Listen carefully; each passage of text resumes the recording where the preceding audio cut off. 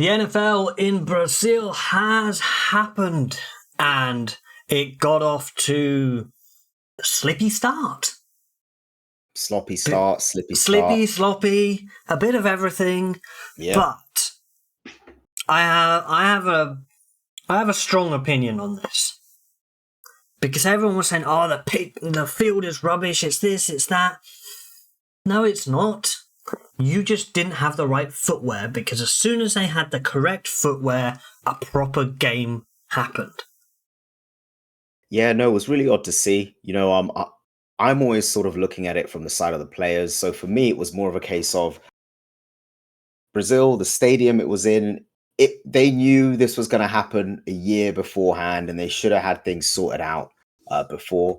But that being said, the players did adjust. Got the longer cleats, yeah, and all that slipping and sliding stopped. But it's always scary, especially at the start, because all it takes to sort of get like a soft tissue injury, they're applying so much force out of their cuts and breaks that if things go wrong, it could have caused an injury. And I remember early on,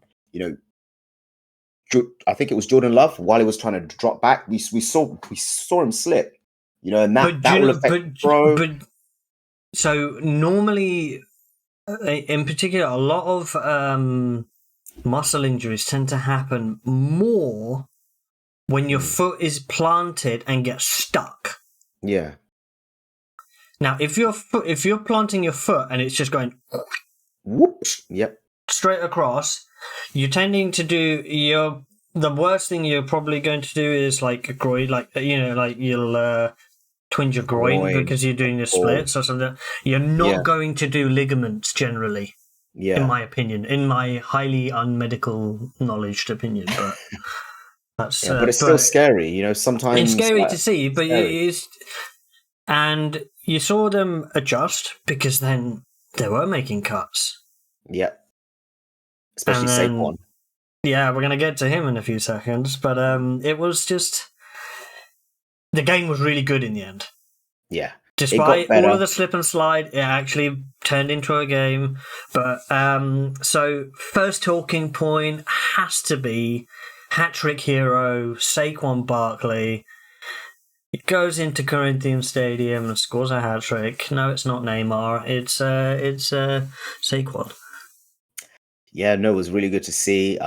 He was as advertised, and I was very fortunate to see him live last year when he was on the Giants and they played Green Bay, and he was so explosive then. It was the same now. He hasn't lost a step.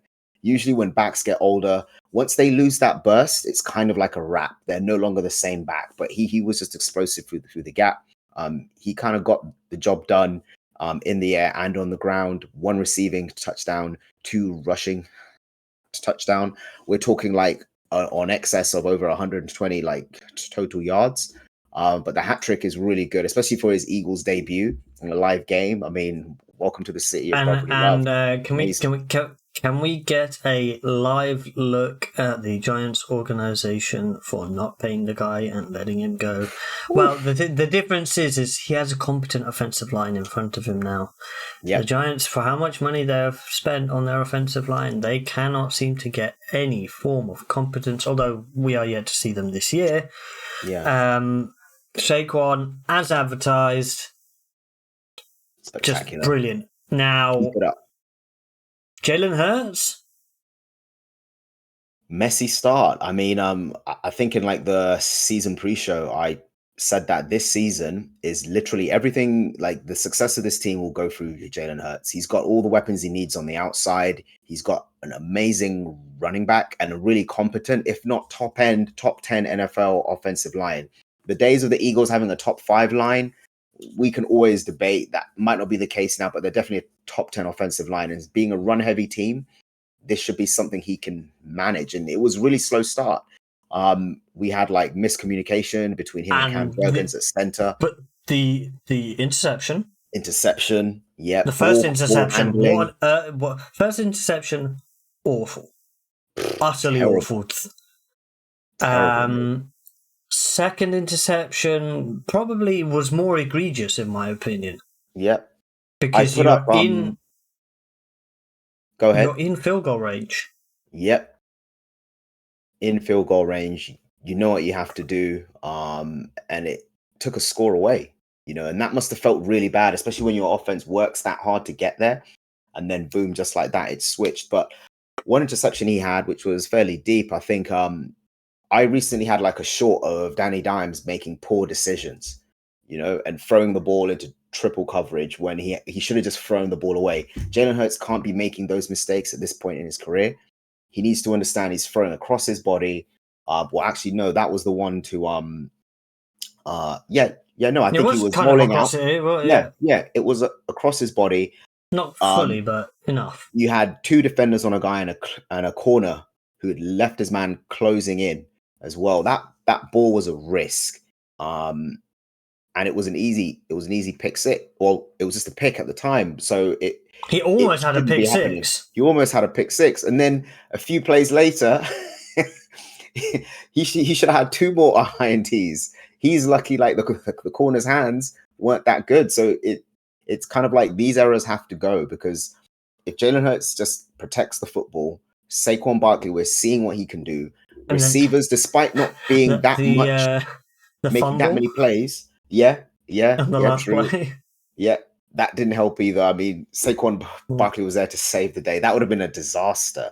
And it's almost embarrassing because everyone wants to blame Cam Jurgens, but if you watch the slow-mo, perfect snap. Jalen Hurts just wasn't paying attention. And those are the small details. I think he was trying to, you see, when you're about to do that tush push, you're kind of thinking in your head, well, I'm going to get the snap. Where do I want to go? Is that gap open? I'm going to start to lean towards this side. And I reckon he got caught trying to work out where he wanted to go before receiving and securing the snap. And small things like that can be catastrophic. One thing I want to add as well, the receivers got off to a slow start, but it was really good to see them make the plays they needed to make. Skinny Batman, particularly. Skinny Batman, yep. So Devontae Smith had himself a game in scoring, not getting catches in clutch moments. Exactly. Sometimes it's not always about the big yards. Don't get me wrong. You always love to see it in the stat sheet. But those big plays that carry on a drive, that kind of save your team, stretch out a drive, especially towards the end, that can save the game. So yes, 7 yards, 7 receptions for 84 yards. AJ Brown had himself a really good game. Got a touchdown. Well, he had a very large reception for 67 yards. Yeah, for that 5 touchdown, receptions for 119. So he's happy. So it's good to see. It's good to see Kenneth Gainwell as well. Like, didn't carry the ball often. Actually, rushing wise, he did really good as well. But it's just good to see him getting involved in the receiving side of things as well. But yeah, no, it was a painful game to watch at the start. For an Eagles fan like yourself. But now we've got to talk about Green Bay Packers side.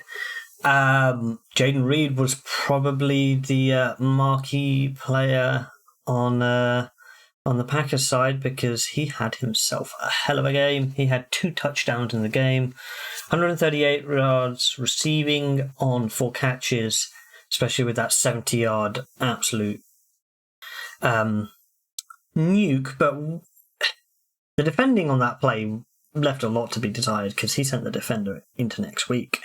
And then he had a 33-yard carry as well. A nice little surprise though is Emmanuel Wilson, second running back for the team, because he had a reasonable outing. He had four carries, but for 46 yards, and he'll be a really good foil against Josh Jacobs, because obviously when Jacobs has a lot of carries, because he tends to run the ball a lot. You've got to have somebody competent to come in, and they seem to have somebody. They're going to need that going forward with what happened at the end of the game, but we'll talk about that in a bit. They're going to. Well, he had a heads-up play at the end of the game when. Yeah. So the concern with the Packers obviously is whether Jordan Love is injured, whether he's going to be injured long term. Yeah. We don't know at the moment. I haven't seen anything since. Yeah, I think they're keeping it tight-lipped at the moment because they need to wait. Usually, after things like this happen, you've got to wait for the swelling to go down before they can have a look. It's not as easy as right after the game, straight away, let's get an X-ray. Nah, it's not. You've got to wait for things to sort of settle, and that can take like a day or two, and then they can have a look into it. I think right now you're asking yourself three questions: Is he injured or hurt? You know, if he is in, like, because if he's hurt, you know, he can work his way back. But that's, I don't think he's probably going to be there next week. Which doesn't bode well because Malik Willis on the the brief chance we got, like, you're gonna have to Well, lean on that run game. he did not change his cleats. Yeah, for real. You could see he didn't change it because his- he looked like he was on a slip and slide. Yeah, he generally, well, I don't think he expected to play at all. So this was one of those things where Malik Willis is going to have to get ready for next week.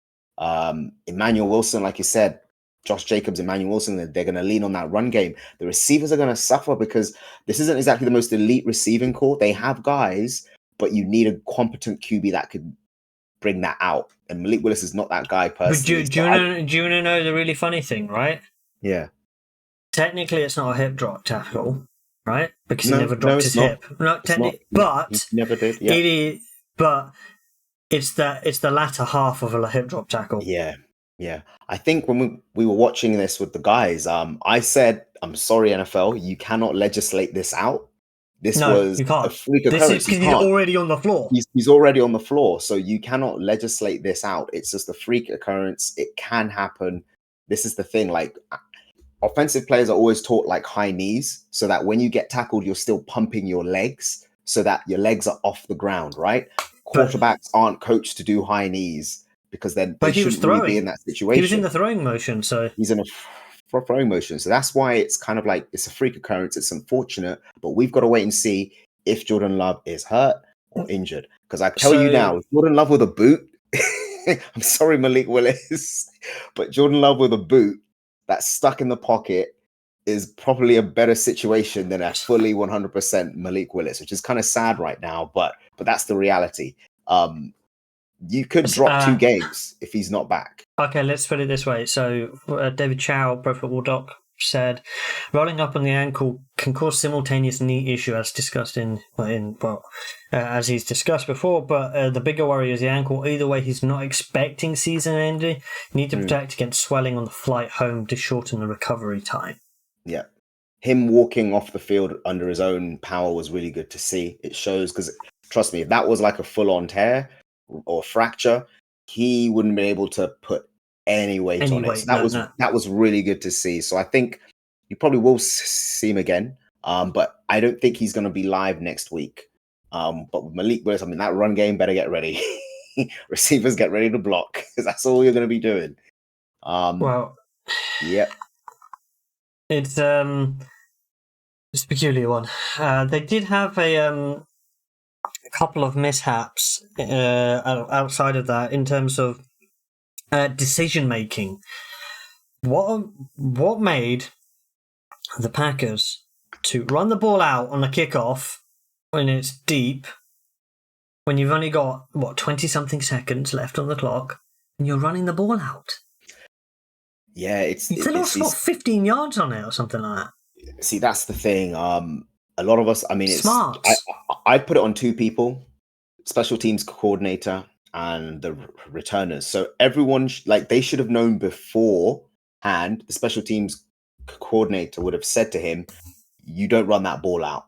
Okay, as soon as you grab it, just take a knee." No, if it's in the end zone, you don't run it out. If it's not in the end zone, you have no option. Take a knee. We haven't got the time.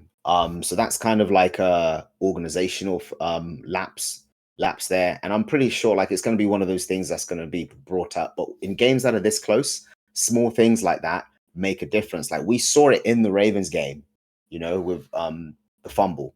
Small things like this, small mental errors, penalties. I still think it's a miracle that our team, despite the penalties, despite the interceptions, still got out of this game with a win. And I think that's testimony to the defense that we had.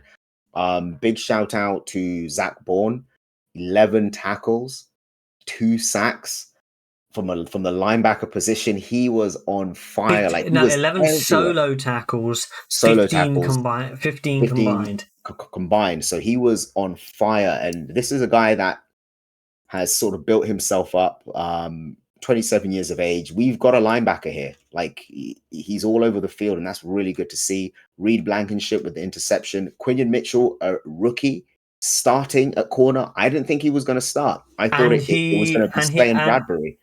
And he was all right in a couple of, like, he did all right in that game. He held his own against good receivers. That's really good to see. Nakobe Dean getting on the stat sheet. He's been banged up, working in and out of the formation the past 2 seasons, heading into his 3rd year.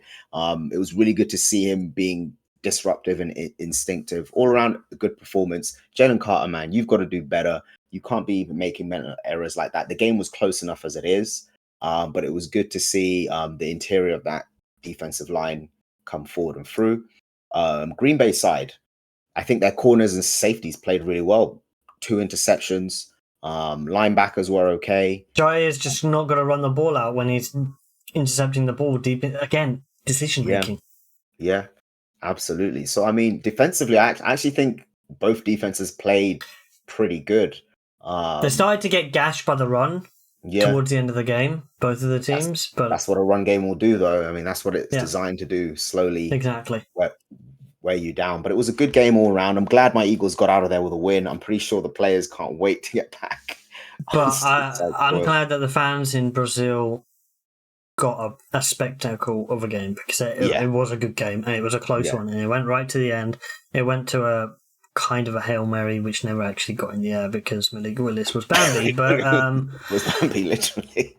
Unfortunately, that's how it is, and hey, they're gonna get some more games in Brazil, so it's gonna be more samba fun over there.